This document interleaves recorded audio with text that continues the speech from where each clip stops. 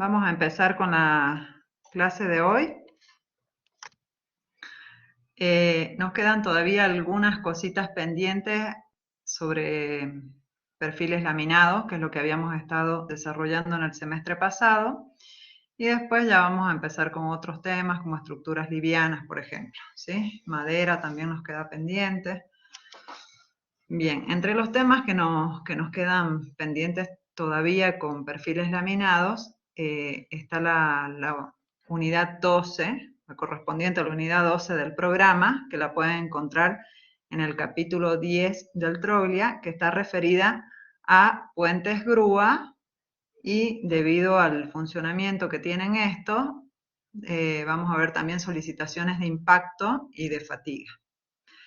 ¿Quién me puede decir qué es un puente o grúa o qué es lo que piensan que es un puente grúa? Si han visto alguno en algún momento, si saben para qué sirve.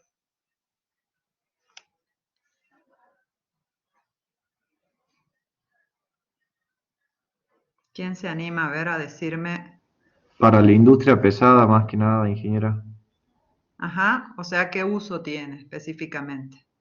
Y para levantar y ensamblar, por ejemplo, motores de maquinaria grande, para mover Bueno, material sí, pesado, más que nada. claro, eso es lo de los motores muy específico, más que nada, de forma general, en realidad podemos decir entonces que es para levantar cargas pesadas y cambiarlas de posición. Ahí dice Simón, mover grandes pesos de manera vertical y horizontal principalmente. Así es como ustedes dicen. Entonces son máquinas que sirven en depósitos o en galpones para mover y acopiar cargas muy pesadas.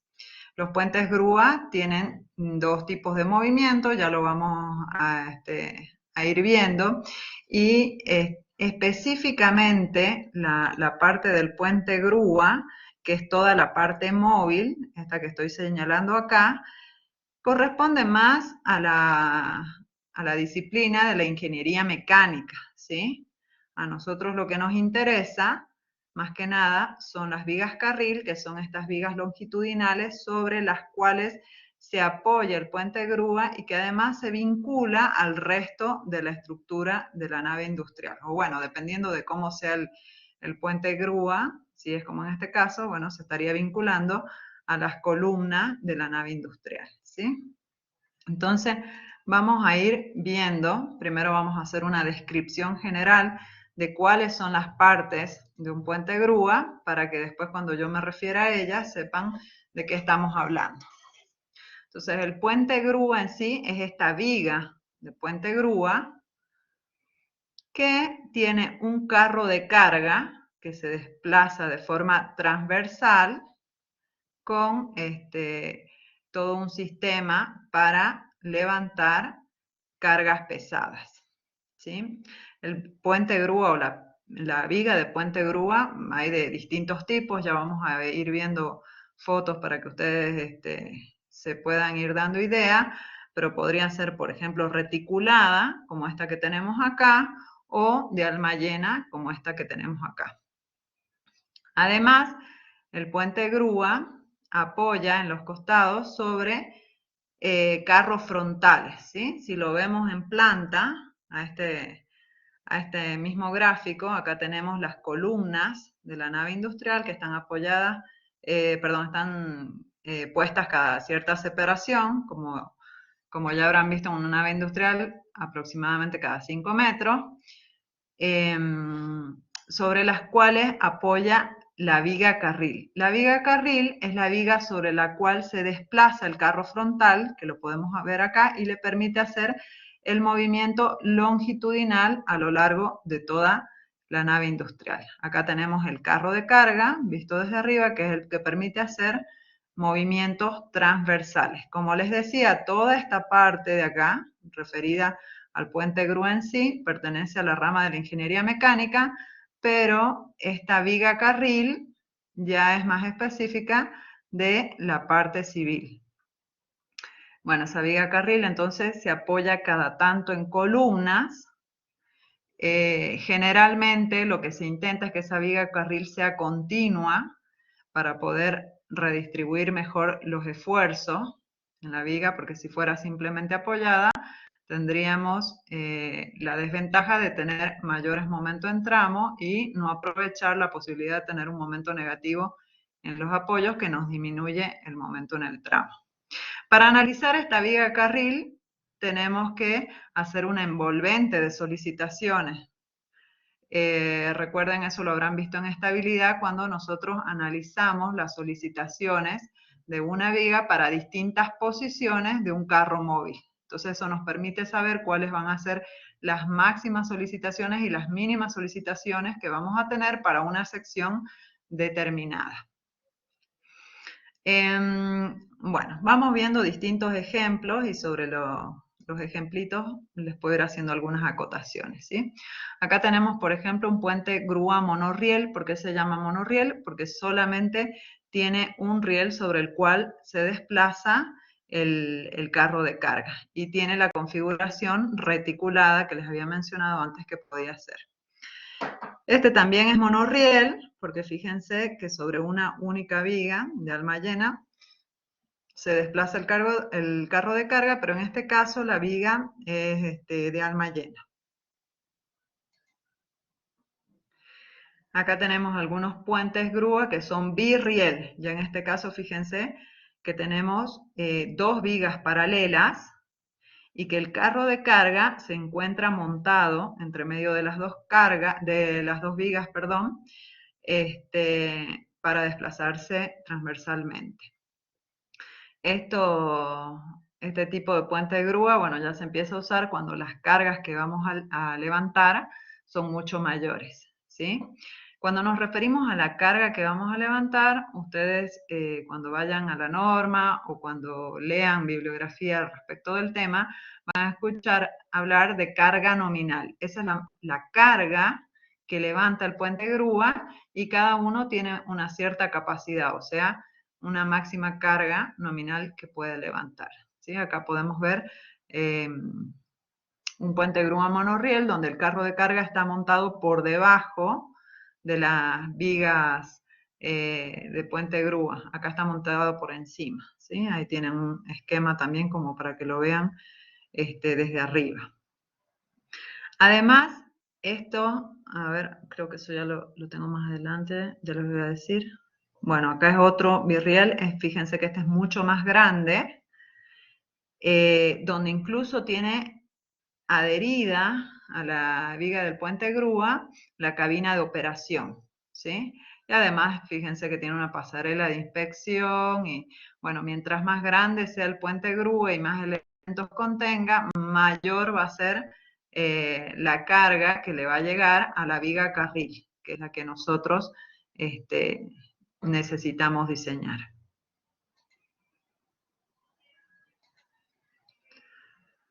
También hay otros tipos de puentes de grúa que se los he puesto acá para mencionárselos. Pueden ser tipo pórtico, como es el caso. En este caso, las vigas carril se encuentran directamente sobre el suelo. Entonces, bueno, ahí ya hay que tener en consideración la carga que le va a llegar a esa viga va a ser transmitida directamente a la fundación. Entonces, eso es lo que hay que tener en cuenta. Ya esta viga no va a estar solicitada a flexión, como es el caso de las otras vigas que se encuentran suspendidas o apoyadas sobre columnas. Está apoyada en toda su longitud, pero esa carga se transmite directamente a la fundación, así que hay que tenerlo en cuenta en la fundación. También puede ser puentes grúas semipórticos, que de un lado es pórtico y del otro lado apoya sobre una viga carril. ¿Sí? Acá tenemos uno que tiene una capacidad máxima de 5 toneladas y este que es el del Instituto de Estructuras de la UNT, la Universidad Nacional de Tucumán, que se los quería poner para que ustedes los vean, y este tiene una capacidad de 7 toneladas. Acá está la viga carril, esta es la que se apoya sobre las columnas, y acá en el suelo directamente está la viga carril de las patas. El carro de carga puede ser de distintos tipos, puede ser eléctrico, que se manejan directamente con un control. Fíjense acá el control está colgando y el operario va caminando. Por supuesto que esto no se desplaza muy rápido. Son todos carros de carga para monorrieles. Esto no se desplaza muy rápido, entonces el operario va con el control, va acompañando el movimiento del carro de carga. O también puede ser manuales, ya para cargas más pequeñas. Directamente se opera a través de poleas y se va moviendo el carro de carga de un lado para el otro.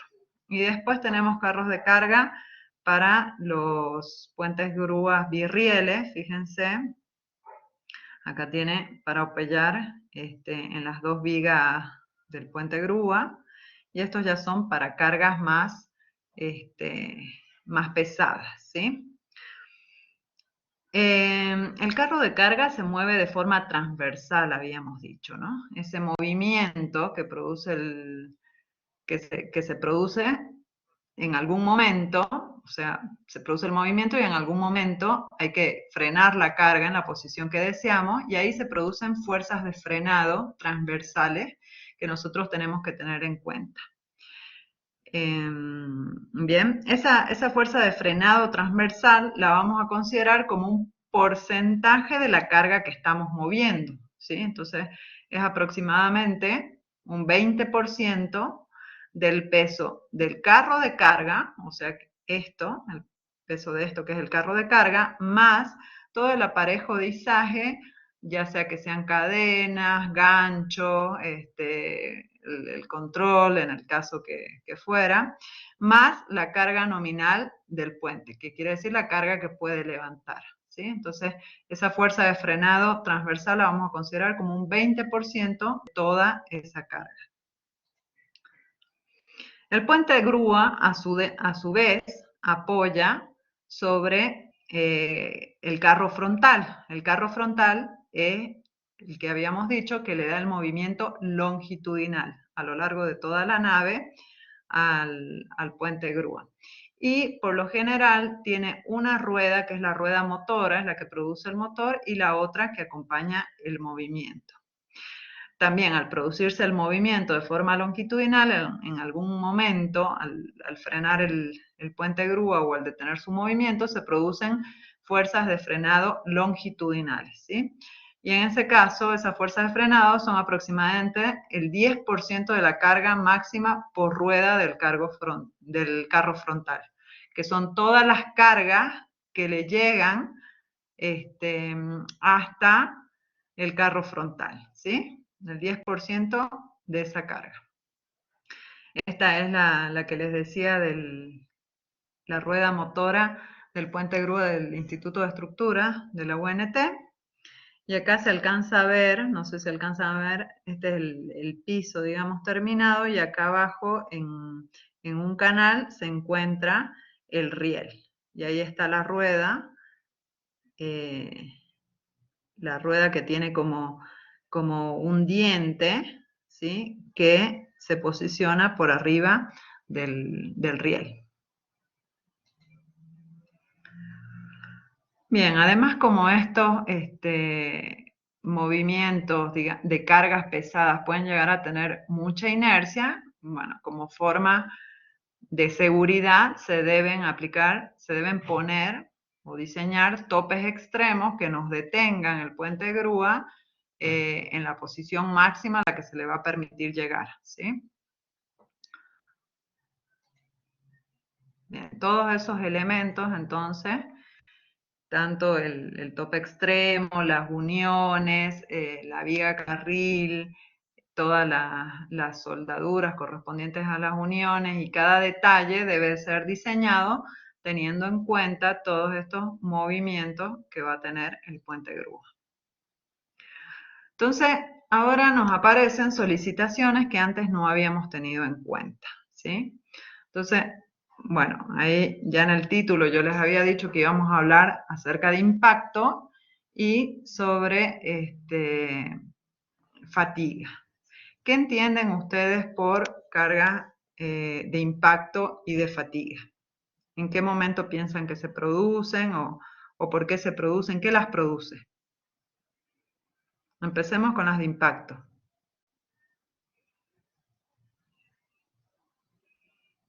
De impacto se produciría en el tope extremo, por ejemplo, cuando se llega al lugar con mucha fuerza, el frenado Ujú. sería con una fuerza de impacto.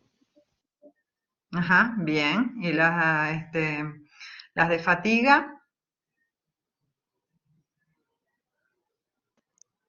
Cuando hay cambio de sentido en la aplicación de la carga, por ejemplo, cuando se va desplazando por uno de los rieles que va y vuelve, entonces por ahí los gráficos de momento cambian de un sentido a otro.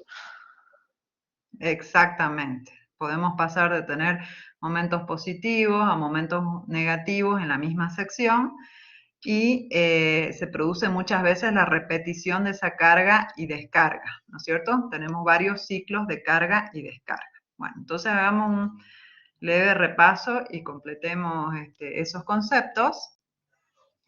Entonces, el impacto se va a producir por las cargas de movimiento que nosotros tenemos, como habían dicho, y dependen de la velocidad con la que esté moviéndose, en este caso el puente grúa, y de la rugosidad que tenga la superficie sobre la cual se desliza, ¿sí? O sea, a mayor velocidad, bueno, mayores son las posibilidades de tener, eh, o mayores son las posibilidades de tener fuerzas grandes de impacto. Otra cosa que produce el impacto son las fuerzas de frenado longitudinales y transversales que les había mencionado anteriormente. El impacto, ¿cómo lo podemos considerar? Lo podemos, o sea, el efecto que produce es mayor que el que produce la misma carga actuando de forma estática. Entonces, de forma simplificada, nosotros podemos suponer la carga estática correspondiente mayorada a un cierto porcentaje y analizarlo de forma estática sin tener en cuenta los fenómenos dinámicos, ¿sí? Entonces eso es lo que directamente considera el CIRSOC cuando vamos a diseñar con cargas de impacto, vamos a usarlas en estado límites últimos, ¿sí? Los estados límites últimos son aquellos en los cuales hacemos la mayoración de la carga. Las combinaciones de carga ustedes ya las conocían, pero sobre esas mayoraciones de carga, además vamos a considerar el coeficiente por impacto, donde vamos a estar mayorando la sobrecarga, ¿sí? Entonces, ¿qué considera el CIRSOC 301 en la sección, en el apéndice, perdón, en la sección A, que es el capítulo A, en realidad 4.1D, dice que todas las estructuras que se diseñen por impacto, y ahí especifica varias, por ejemplo, para carril de puentes, grúas y sus uniones, vamos a considerar un 25% más de carga y se lo vamos a aplicar a la sobrecarga. En el caso de monorrieles y sus uniones es un 10% más, ¿sí? Entonces, la carga que nosotros vamos a tener actuando va a ser la carga permanente, que es el peso propio de la viga carril. Recordemos que la viga carril es la viga por la cual se desplaza el puente grúa, ¿sí? Es la viga que está puesta de forma longitudinal. Y la carga móvil va a ser todo lo que se desplaza sobre esa viga, ¿sí? Entonces va a ser el peso propio del carro de carga. El carro, recordemos que es el que levanta la carga.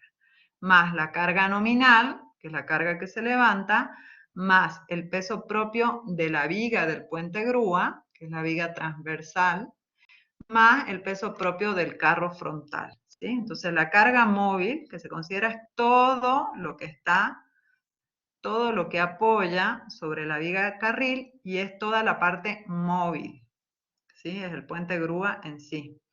Entonces, en este caso, cuando analizamos puentes grúa, las únicas cargas que vamos a tener son la carga permanente y la carga móvil, que es la sobrecarga, actuando. Entonces, las combinaciones de carga que incluyen esas dos cargas son la combinación 1 y la combinación 2.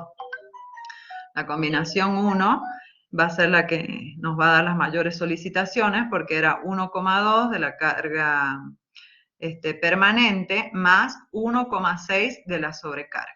Y la sobrecarga la vamos a incrementar entonces un 25% para tener en cuenta los efectos de impacto, ¿sí? Entonces, no, la combinación para el diseño de la viga carril del puente grúa nos estaría quedando con esta combinación. Bien. Veamos ahora algunos conceptos relacionados con fatiga. Entonces, la falla por fatiga se produce, como me habían dicho ustedes, debido a cargas cíclicas, o sea, a ciclos de carga y descarga de forma repetitiva. Y la falla por fatiga se da a tensiones que son menores a la tensión de rotura. Ustedes habrán escuchado que la falla por fatiga se puede dar inclusive en rango elástico, ¿sí? O sea, sin superar las tensiones de fluencia. Según cómo sean las variaciones de tensiones en la sección que nosotros estamos analizando, podemos estar hablando de oscilaciones simples, cuando las tensiones, por ejemplo, son siempre de compresión, como es este el caso, tenemos una tensión máxima de compresión, luego descargamos y llegamos a una tensión mínima, pero que sigue siendo de compresión. Entonces, en ese caso, vamos a tener una carga oscilatoria simple. Y la otra posibilidad es que tengamos una carga oscilatoria alternada. Quiere decir que la tensión máxima puede ser de compresión, luego se descarga y al descargarse, ese mismo punto pasa a estar traccionado o a tener tensiones de tracción y de esa forma durante varios ciclos, ¿sí? Como conceptos generales, la falla por fatiga se da cuando nosotros tenemos inversión de signo, ¿sí? O sea, tenemos que tener un cambio de tensiones de tracción a compresión y tenemos que tener en realidad tensiones de tracción. Si nosotros tenemos ciclos de carga y descarga, nada más que en compresión, entonces es muy difícil que se dé una falla por fatiga. Digamos que no se daría. ¿Y dónde empieza la falla por fatiga? La falla por fatiga empieza en puntos de concentración de tensiones. ¿Dónde creen ustedes que podemos tener concentración de tensiones?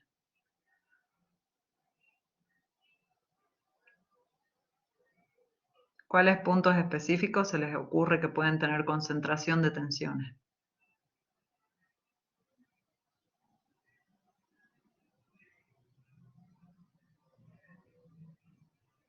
Imagínense una unión, por ejemplo.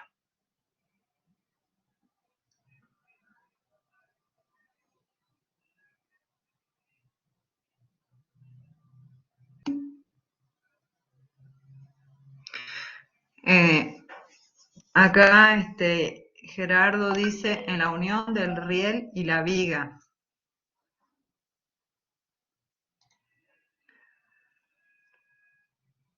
Bueno, el riel y la viga, el riel estaría apoyado sobre la viga, ¿no es cierto? No sé a qué te referís con la unión entre el riel y la viga. El riel puede estar apoyado directamente arriba de la viga. Entonces, en esa unión sí pueden llegar a haber ciertas tensiones tangenciales, pero imaginémonos algo más fácil, una unión entre dos barras. ¿Dónde vamos a tener concentración de tensiones?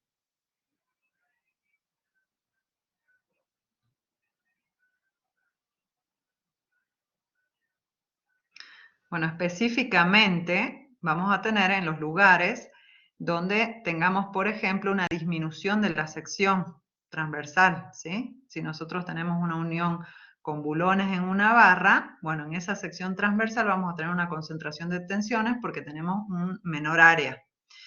O donde tengamos puntos de soldadura, pueden llegar a ser puntos delicados que hay que tener en cuenta, si la soldadura no está bien hecha. Puede iniciarse una fisuración, o por ejemplo, en lugares donde el material no sea del todo continuo o tenga alguna falla, ¿sí? Entonces esos son los puntos claves donde pueden empezar la fisura. Y si las variaciones de tensiones pasan de positivas a negativas, entonces esos puntos son en los que más hay que prestar atención en esos detalles y verificar la posibilidad de la fatiga. ¿Cuáles son los parámetros que nos definen cómo es esa solicitación oscilatoria? Bueno, en principio tenemos la amplitud o el rango de tensiones, que es esto que tenemos acá, que es la diferencia entre la máxima tensión que puede alcanzar y la mínima tensión que puede alcanzar nuestra sección analizada. Y en el caso de que sean oscilaciones alternadas, bueno, tenemos que sumar en valor absoluto la máxima tensión y la mínima tensión que vamos a poder alcanzar en esa pieza, ¿sí? Como lo indica acá, sería esta distancia medida en el gráfico, ¿sí? Es la diferencia entre tensiones, en este caso en valor absoluto, y acá la máxima menos la mínima. Otra de los parámetros es el periodo, es el tiempo que tarda en volverse a la misma tensión, o el tiempo entre máximas tensiones, y el número de ciclos, que es la cantidad de veces que se repiten los ciclos de carga y descarga. En función de eso, podemos analizar los siguientes conceptos, ¿sí?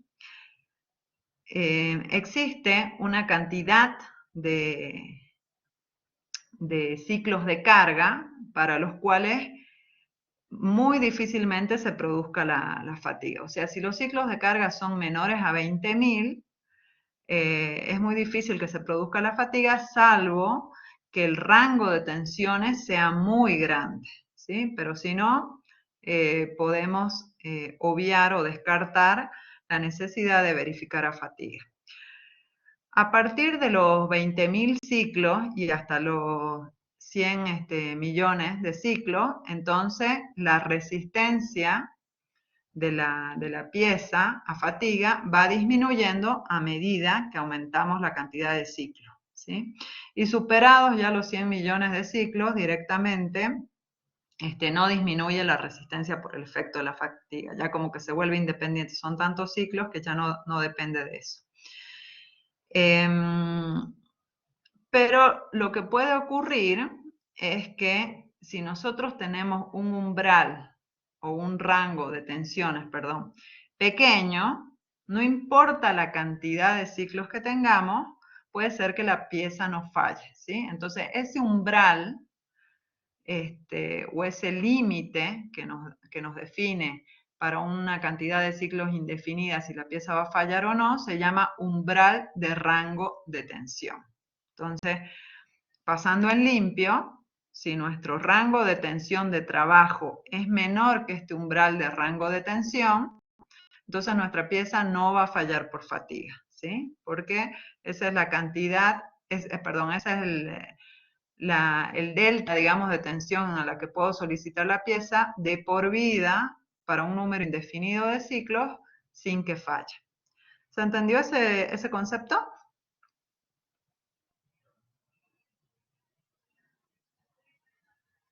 ¿O tienen alguna duda? Profe, ¿cómo dijo que sacaríamos ese umbral, digamos? No, O sea, ¿cómo todavía no les calculamos dije cómo. Ah, Ahora lo vamos a ver, pero lo que me interesa es que entiendan el significado. O sea, si el rango de tensiones con el que yo estoy trabajando es menor a este umbral, quiere decir que yo puedo repetir una cantidad indefinida de ciclos y mi pieza no va a fallar por fatiga, ¿sí? Ese es el concepto. Después ya vamos a ver de dónde sacamos este umbral. perfecto, profe. ¿Sí? Bueno, ¿se entiende entonces el concepto? ¿Sí? Bueno. Entonces, ¿de qué estamos hablando cuando hablamos de resistencia a la fatiga? O sea, la resistencia de una pieza a la fatiga es la máxima tensión que puede soportar la pieza sin fracturarse durante un determinado número de ciclos. Normalmente la cantidad de ciclos de una pieza o de una parte de una maquinaria que nosotros estamos diseñando, la conocemos, porque eso depende de la vida útil. O sea, yo puedo decir, puedo saber a priori o puedo hacer una estimación a priori de cuántos años voy a tener trabajando yo la máquina y durante cuántas horas por día para estimar la cantidad de ciclos que voy a tener, ¿sí? O sea, esa es una información que se sabe a priori. Ahora, lo del rango de tensiones es algo que nosotros tenemos que determinar. Entonces veamos qué nos propone el CIRSOC para verificar la estructura a cargas de fatiga. Entonces, el CIRSOC, esto lo pueden encontrar en el CIRSOC 301, en el apéndice K, donde dice que la verificación a fatiga se aplica en barras y uniones sujetas a cargas cíclicas dentro del rango elástico de tensiones, ¿sí? O sea, en este caso hay que trabajar con tensiones elásticas, donde la tensión máxima va a ser menor que el 66% de la tensión de fluencia. Y son tensiones de frecuencia e intensidad suficientes para iniciar la fisuración. O sea, si nosotros sabemos que tenemos más de 20.000 ciclos, entonces sí o sí tenemos que verificar a fatiga. La fatiga es un fenómeno que se da se calcula en estado de servicio, ¿sí? Entonces, lo primero que nosotros tenemos que sacar es ese rango de tensiones, en realidad, ese rango de tensiones al cual va a estar solicitada nuestra estructura, ¿sí? Este que habíamos dicho acá, ¿sí? Este rango de tensiones. Y específicamente cuando tengamos variaciones de tensiones positivas a tensiones negativas. Y se determina para la sobrecarga útil en servicio. Era lo que yo les decía. Esto se calcula en servicio, no mayorada. Y solamente para la sobrecarga, ¿sí? Y la sobrecarga que se considera es todo lo referido al peso del carro de carga, de la carga nominal, de la viga carril y del carro frontal, ¿sí? Todo eso era lo que habíamos dicho nosotros que era la sobrecarga. Entonces, ¿cuál es el procedimiento? Determinación de la solicitación para la posición de la rueda que produce la máxima y la mínima solicitación. Esto era lo que yo les decía, que tienen que hacer el diagrama de solicitaciones envolvente, ¿sí? Para saber en cada sección cuál es la máxima y la mínima solicitación que ustedes van a tener. Con esa máxima y esa mínima solicitación pueden determinar la máxima y la mínima tensión y con eso pueden determinar el rango de tensiones a la que va a estar trabajando la pieza o la parte que estén analizando, la unión o la barra o la parte que estén analizando, ¿sí? Luego determinamos esos límites de los que habíamos hablado, determinamos el rango de tensión de diseño, que esto ya lo vamos a ver cómo es, y el umbral de rango de tensión de diseño, ¿sí?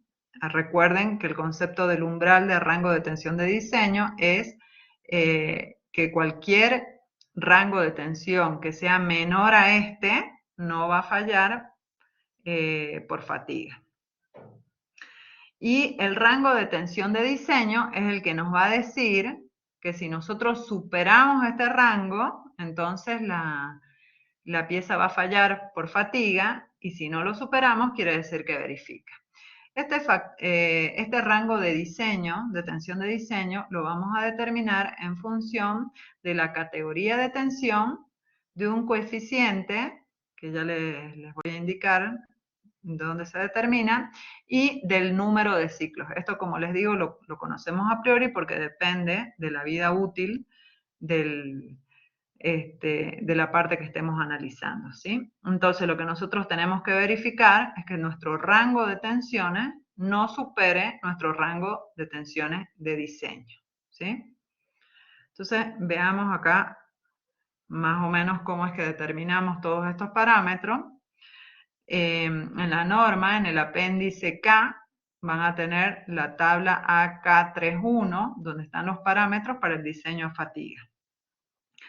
Entonces, fíjense, según la parte que estén analizando, tienen varias secciones de esta tabla. Esta es la sección 1, donde analiza el material plano fuera de cualquier soldadura. Entonces, por ejemplo, para el metal base, excepto aceros resistentes a la corrosión, no bañados, con superficie laminada o limpia, bordes cortados a soplete, con superficie esmerilada, con valor menor o igual a 25 micrómetros, con extremos sin ángulos y entrantes, van a tener categoría de tensión A, ¿sí? La constante, esta que depende de la categoría de tensión, se las da de dato y también les da de dato el umbral de rango de tensiones, ¿sí? Que son 165 megapascales.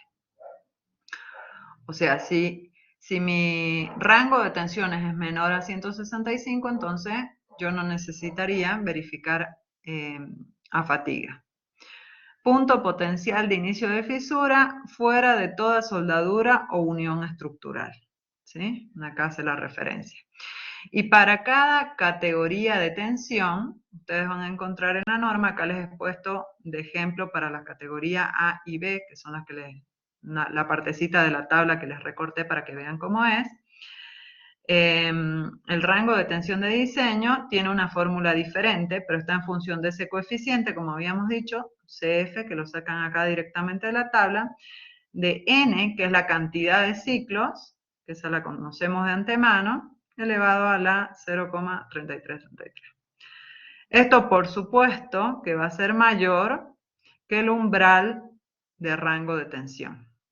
Entonces, si lo vemos así, les he hecho como un gráfico esquemático, ayuda a memoria. Entonces, nosotros determinamos el rango de tensión de trabajo de nuestra pieza. ¿Cómo lo sacamos? El rango de tensión va a ser a la variación entre el momento máximo y el momento mínimo que voy a tener en una sección solicitada, por ejemplo, dividido el módulo resistente a flexión, ¿sí? Y así sacó el rango de tensión. Si este rango de tensión lo comparo entonces con mi umbral de rango de tensión, si es menor, directamente no me hace falta verificar a fatiga. Si es mayor que el umbral, pero es menor que el rango de tensión de diseño, entonces quiere decir que la pieza verifica. Y si es mayor que el rango de tensión de diseño, entonces la pieza no verifica y tenemos que rediseñar, ¿sí? Bueno, ¿les queda alguna duda entonces de cómo hacemos la verificación a fatiga?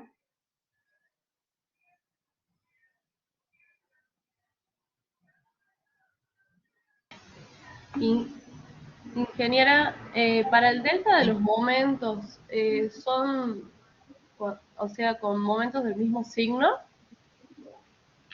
Lo que te dé, o sea, puede ser, mira, vamos a hacer un dibujito acá.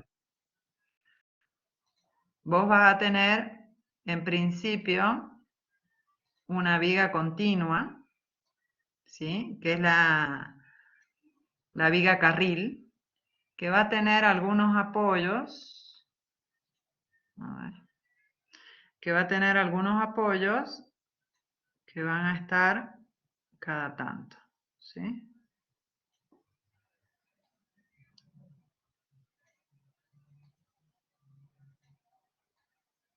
Bien. Y vas a tener un carrito que se va a ir desplazando a lo largo de la viga. Para esto vos vas a tener que hacer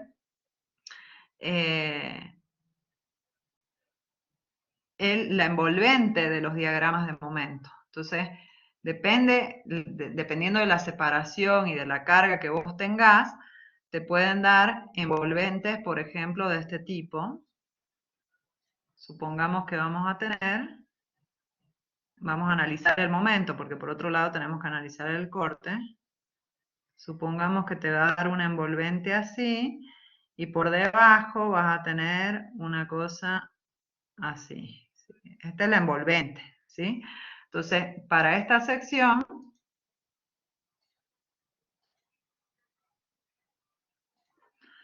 para esta sección, si yo analizo esta sección, voy a tener un momento negativo acá y voy a tener un momento positivo acá.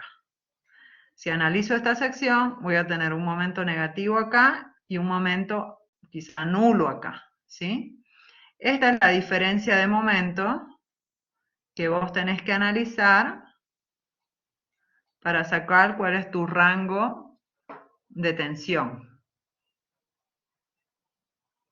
¿sí? Bien, perfecto, profe. Siempre que trabajamos con cargas móviles tenemos que hacer la envolvente. Bien, bueno, veamos entonces ahora cuáles son todas las fuerzas que actúan sobre la viga carril. Entonces, como carga muerta tenemos el peso propio de la viga carril, ¿sí? Únicamente el peso propio, que es esta la viga carril, que es la viga que corre longitudinalmente sobre la que apoya el carro frontal.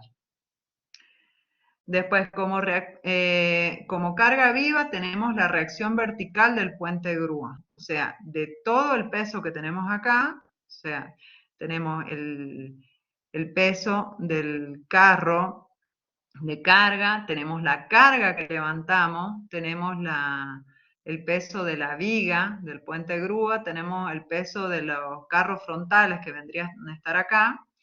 Todo ese peso es la sobrecarga. Y tenemos que analizar para la posición más desfavorable del carro de carga, que es como se indica acá, lo más cerca del apoyo, porque al estar lo más cerca del apoyo posible nos va a producir la reacción más grande de este lado y por lo tanto la mayor carga sobre la viga carril, ¿sí? Esa es la posición más desfavorable. Después, para la viga carril, sí tenemos que analizar todas las posiciones del puente grúa desplazándose sobre la viga carril. Entonces tenemos la carga muerta, la sobrecarga y además tenemos las fuerzas de frenado. Entonces habíamos dicho que el carro de carga, al desplazarse transversalmente, produce fuerza de frenado transversal que las vamos a considerar como el 20% del peso del carro más la carga nominal, o sea, de lo que se mueve. Y al desplazarse longitudinalmente a lo largo de la nave industrial, todo el puente grúa va a producir fuerzas de frenado longitudinal que son el 10% de la máxima carga por rueda, ¿sí? La máxima carga que tengamos en la rueda, entonces, por la máxima reacción que le llegue, consideramos el 10% de esa carga como una fuerza de frenado horizontal, ¿sí? Entonces, vamos a tener cargas verticales, cargas transversales en nuestra viga carril y cargas longitudinales, ¿sí? Ténganlo en cuenta, acá están las transversales y las longitudinales, pero además tenemos el peso propio y la sobrecarga, que son cargas verticales que no están dibujadas acá. Ténganlo en cuenta ahora para cuando les pregunte qué solicitaciones va a tener la viga carril, ¿sí? Bien, entonces, sí, era en esta diapositiva nada más. Entonces, ¿qué solicitaciones vamos a tener que analizar en la viga carril, según esas cargas que tenemos?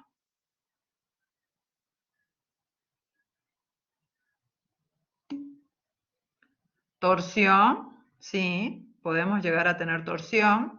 Entonces, eso lo podemos solucionar eligiendo perfiles transversales que tengan un buen comportamiento torsión. ¿Qué pasa con el perfil doble T? ¿Cuáles son las secciones en general que tienen un buen comportamiento torsión? Las cerradas, ¿sí? Muy bien. Entonces eso lo podemos tener en cuenta si las fuerzas de frenado transversales son grandes, ¿sí? Todos entienden entonces por eso se produce torsión. Al tener esta fuerza transversal en la cabeza de la viga, digamos, nos puede producir una torsión en la viga carril,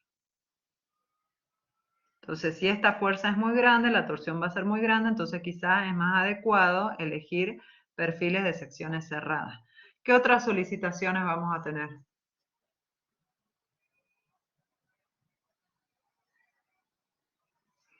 Recordemos que aquí falta, no está dibujada la carga vertical, que también, acá están solo dibujadas las fuerzas de frenado. A ver.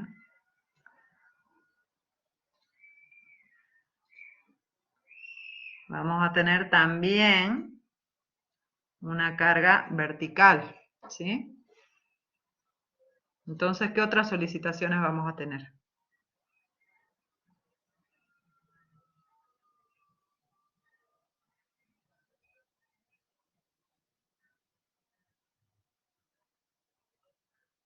Por todas las cargas, ¿no? Por el peso propio, por la sobrecarga y por las fuerzas de frenado, o por ellas combinadas.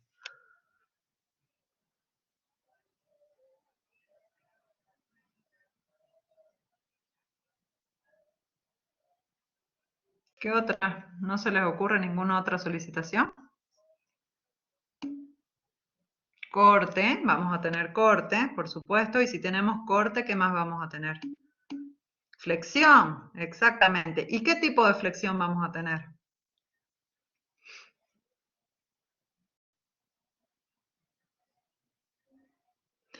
¿Cómo son las cargas que cuáles son las cargas que nos producen flexión, mejor dicho?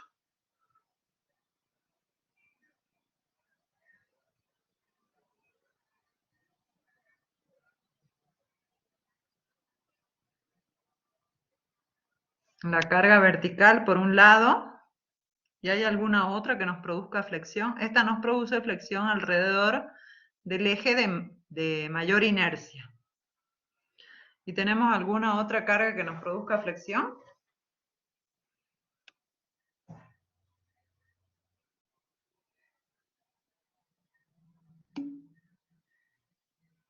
El frenado longitudinal coincide con el eje longitudinal de la viga, entonces en realidad, ¿qué nos estaría produciendo?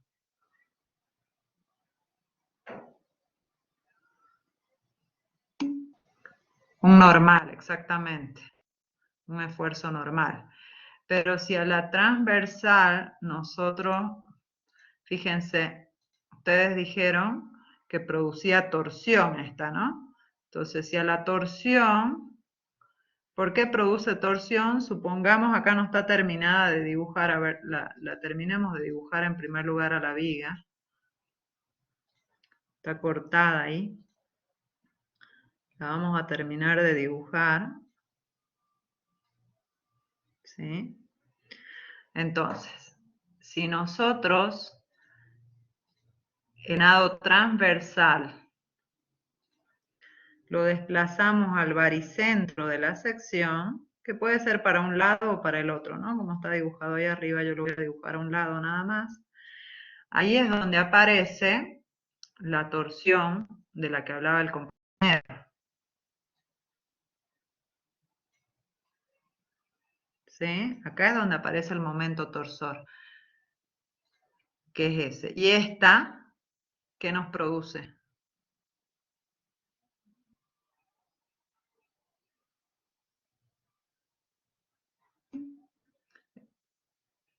Bueno, corte en esa dirección, pero ¿qué más? Si nos produce corte, entonces ¿qué nos produce también? Flexión. Flexión alrededor del eje de menor inercia, ¿sí? Entonces, esta nos produce flexión alrededor del eje de mayor inercia y esta nos está produciendo flexión alrededor del eje de menor inercia, ¿sí? Entonces, si combinamos estas dos, ¿qué es lo que tenemos?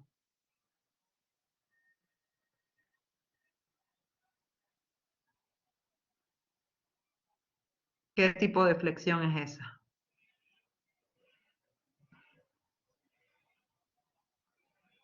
Sí, la habíamos visto también, recuerden cuando hablamos de correas. ¿Se acuerdan cuando hablábamos de correas? Pasaba lo mismo.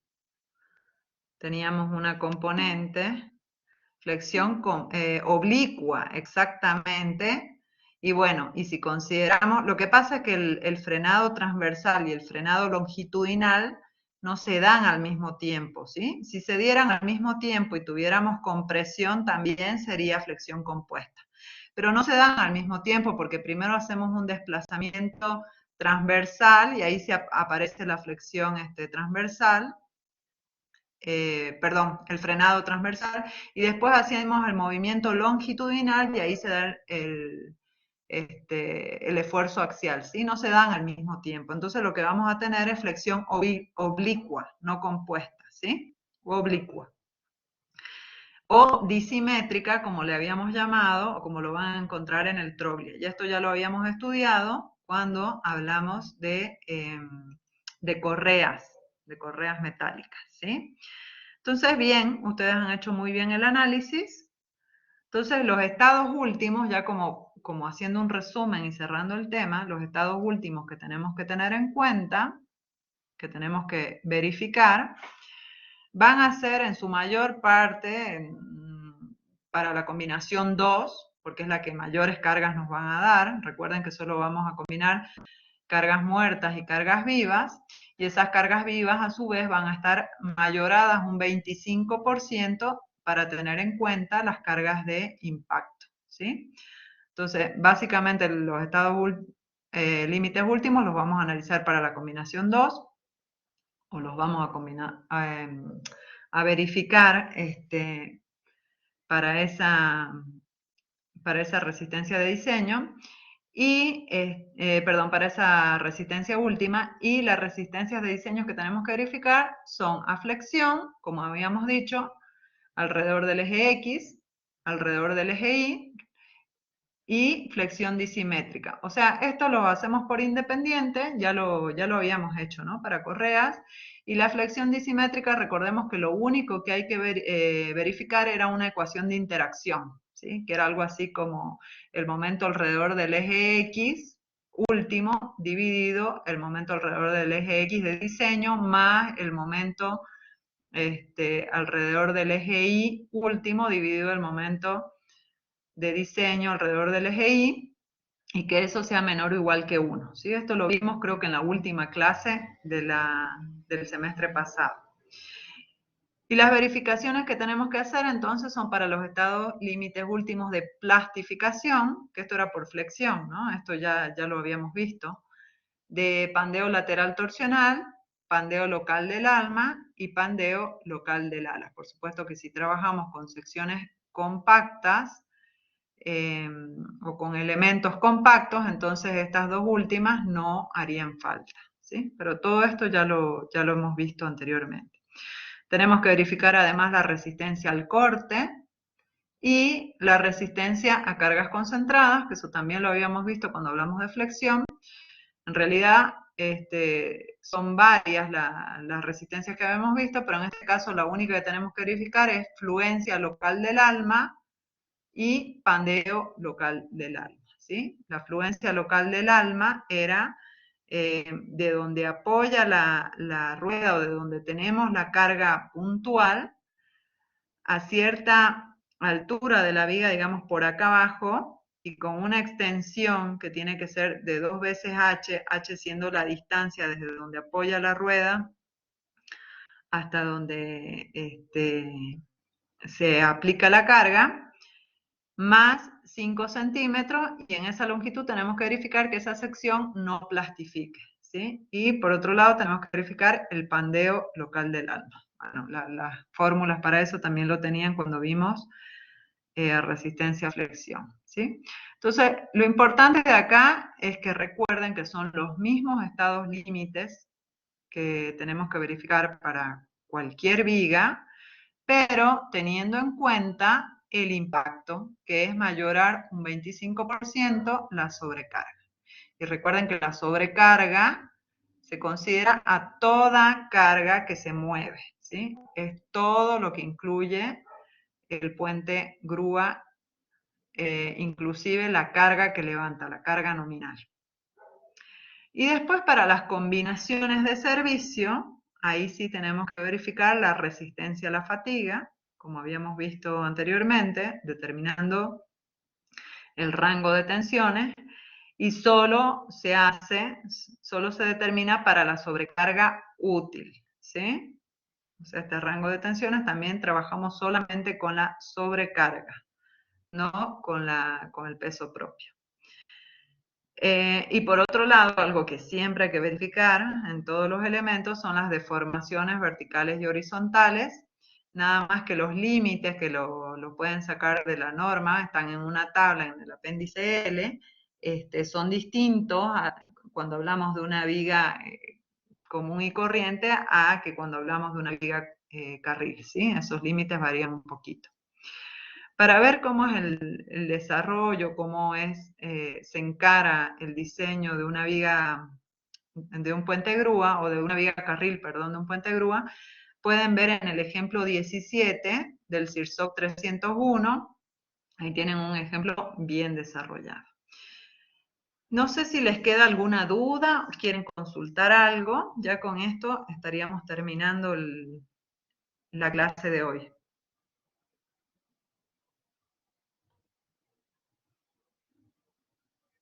Profe, a mí me quedó una duda en cómo calcular el delta F, el rango de tensión. O sea, cómo calcular el delta de momentos y el S. Sí, volvamos para atrás si querés. A ver, me fui mucho, creo. Sí, volvamos acá, sí.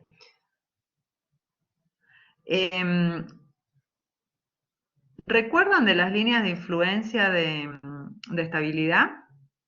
Ustedes cuando tenían, por ejemplo, cuando analizaban un puente, ustedes tenían que considerar la carga móvil. ¿Se acuerdan de eso? Han debido ver algo de eso.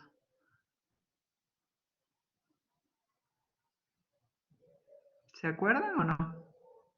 La verdad que yo no sé si los chicos se podrán. ¿No? Bueno, yo te hago un breve repaso del concepto más que nada, ¿no? No de la metodología. Básicamente es lo siguiente, ¿sí? Supongamos que vos tenés un puente. Esto es lo mismo, nada más que es una viga continua, ¿sí? Pero supongamos que el puente es una viga simplemente apoyada para hacerlo un poquito más fácil. ¿Sí? Supongamos que vos tenés un puente y vos sabés que por ese puente van a transitar autos. Entonces, los autos, al ser una carga móvil, va a ocurrir lo siguiente, van a tener distintas posiciones, ¿sí? Entonces, en una primera instancia, quizás el auto se encuentra en esta posición, lo voy a hacer como más puntual para hacerlo más fácil, ¿sí? Si se encuentra en esa posición, entonces vos vas a tener una reacción mucho mayor en este apoyo y una reacción mucho menor en este apoyo. Y el diagrama de momento, supongamos que es una carga puntual, ¿sí? Para hacerlo fácil. En realidad son dos ruedas, una va adelante y otra va atrás, pero entonces cuando se encuentra en esta posición, el diagrama de momento probablemente, porque no me escribe, va a ser algo así. ¿Sí? Luego el autito se va a mover. Se va a mover punto por punto. Yo tendría que ir analizando movimientos más sucesivos, ¿sí? Entonces, acá quizás sea algo así. Después el autito, quizás yo lo muevo un poco más allá. Y el momento va a ser algo así. ¿Sí? Cuando esté en el centro del tramo, va a ser P por L sobre 4 si fuera una carga puntual. Y de esa forma, si yo voy moviendo punto por punto, acá lo he hecho como para muy pocos puntos, voy a obtener un envolvente, supongamos que estés ahí, voy a obtener un envolvente de momentos cuando yo una todos esos puntos, ¿sí? Me va a dar algo así. ¿Sí? Entonces, yo voy a poder elegir acá, directamente voy a decir, no, yo voy a diseñar para este punto porque es el más desfavorable. Por supuesto que este análisis es muy sencillo. Yo ya sé de antemano que para una carga puntual el máximo momento lo voy a obtener en la mitad del tramo y que va a ser P por L sobre 4. El problema es cuando en realidad este es un autito y es mucho más, a ver, no sé si es más largo y en realidad no es una carga puntual, sino que tiene dos rueditas acá. Tiene dos rueditas, entonces ahí ya no es tan directa la determinación, pero sí hay métodos para hacerlo, eso se veía en estabilidad. Y cuando la viga es continua, bueno, esto ya no va a tener esta forma, sino que va a aparecer una envolvente como yo les había hecho antes. La vamos a repintar en color naranja. A ver. Una envolvente donde en los apoyos van a tener un momento negativo. Esto es cuando sea continua, ¿no? Ahora ya, hasta ahí se entiende, no sé quién me preguntaba, ¿hasta ahí se entiende? Profe, Bien. Entonces, cuando yo ya tenga la viga continua, el análisis es el mismo, ¿sí? Ustedes tendrían, si lo quisieran hacer a mano, habían métodos para hacerlo. Yo, la verdad, eso no lo recuerdo ahora, pero sí había métodos para hacerlo. Ustedes podrían determinar entonces para distintas posiciones del carro y de las dos ruedas el máximo momento que van a tener, ¿sí? Y los mínimos momentos, ¿sí? Van a tener una envolvente de solicitaciones según las posiciones que ustedes vayan teniendo en el carro, ¿sí? Y ahí es donde para una sección ustedes van a poder decir, bueno, inclusive en esta que era simplemente apoyada, podemos decir que para esta sección este es el máximo y quizá este es el mínimo, ¿se entiende? Acá pasa lo mismo, nada más que la envolvente va a ser un poco diferente. Entonces ahí es donde ustedes van a tener un momento máximo y uno mínimo. A ver, volvamos a este que habíamos hecho simplemente apoyado, que era más fácil de ver. Ahí está. Entonces, en este mismo, miren, ya, si yo quiero analizar esta sección, acá voy a tener un máximo momento, cuando el carro estaba parado acá, me producía este momento, y cuando el carro estaba parado como por acá, me producía este momento chiquitito, ¿sí? Entonces ahí es donde aparece mi delta de momento. Lo pongo así porque no puedo escribir el delta. ¿Sí? ¿Se o entiende? sea que el delta M sería el máximo momento y el mínimo momento de una envolvente, que la envolvente sale Claro, de cambiar la posición de la carga, digamos. claro, Ah, listo. exactamente. ¿Sí? ¿Se entiende? De ahí Sí. sale, porque cuando el carro esté acá, me producía este momento, entonces ahí mi sección y va a tener una mayor tensión. En realidad, en este caso, vamos a estar en una solicitación oscilatoria simple, porque va a pasar de estar más flexionado a estar menos flexionado, ¿sí? Pero cuando tenés ya momentos positivos y negativos, bueno, puede ser que la sección pase de un momento positivo a uno negativo, según la posición del carro, y ahí sí vas a tener variaciones de tensión. Si yo hago el análisis seccional, ponele que cuando el carro esté en una posición, vos vas a tener las tensiones de flexión, a ver, van a ser así, ¿no es cierto? Si es un momento positivo, vas a tener tensiones de tracción abajo y de compresión negativa, ¿no es cierto? De compresión arriba, perdón. Pero puede ser que el carro siga avanzando y esa sección pase de estar en un momento positivo a estar en un momento negativo. Quiere decir que si pasa a estar en un momento negativo, esto se va a invertir y esta sección va a pasar de tener ciclos con fibras traccionadas a ciclos con fibras comprimidas. Entonces va a pasar de tracción a compresión, de tracción a compresión, de tracción a compresión. Y este delta de tensiones que yo tengo acá, este delta de tensiones que yo voy a tener, es mi rango de tensiones.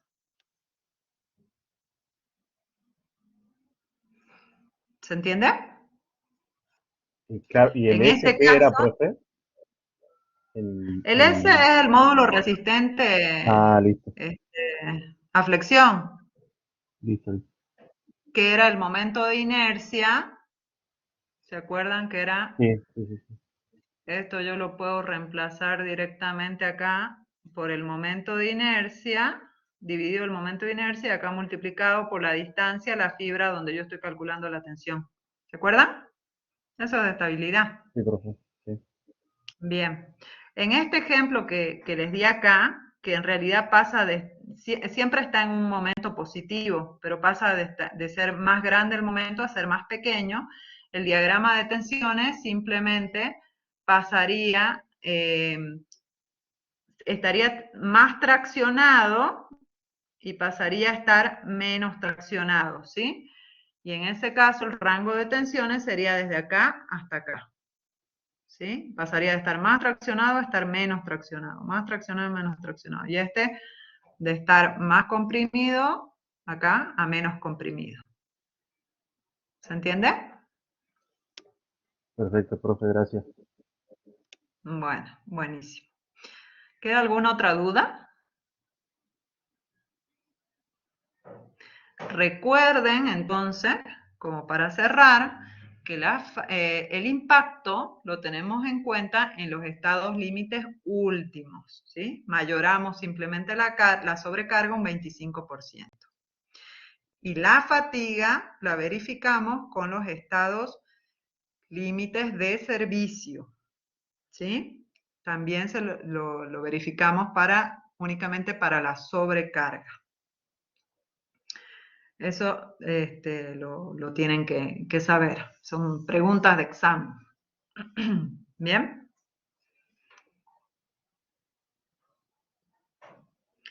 Bueno, si no queda ninguna otra duda, ¿alguien le quedó alguna duda? Por ahora no. Bueno, perfecto. Si no tienen ninguna otra duda, entonces muchísimas gracias por su atención. Con esto ya estaríamos terminando la clase. Gracias, profe, hasta luego.